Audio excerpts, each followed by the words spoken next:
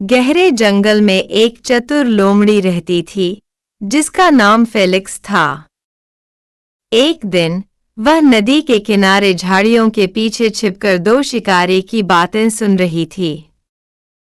वे एक छिपे हुए खजाने के बारे में चर्चा कर रहे थे जो जंगल के सबसे पुराने ओक के पेड़ के नीचे दफन था।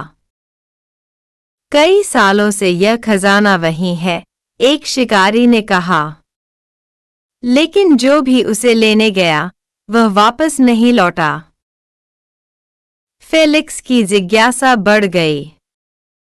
क्या सच में कोई रहस्य था?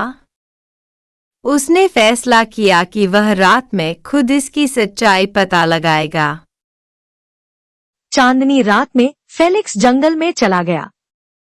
चारों ओर गहरी धुंध थी, ऊंचे ऊंचे पेड़ खड़े थे और झाड़ियों के पीछे कई जोड़ी आंखें चमक रही थी।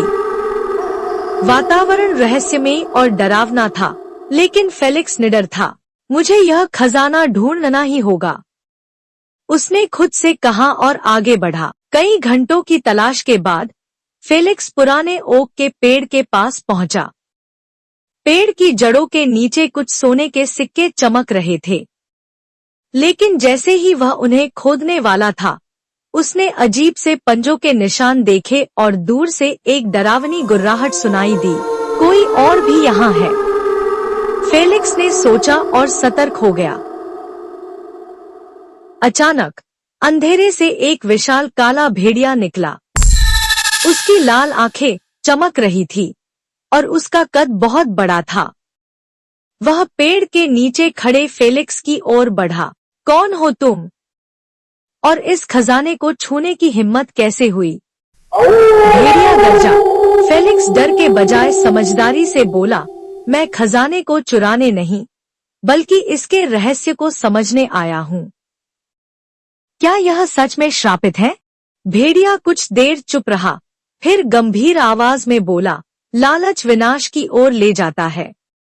यह खजाना सोने का नहीं, बल्कि ज्ञान का प्रतीक है।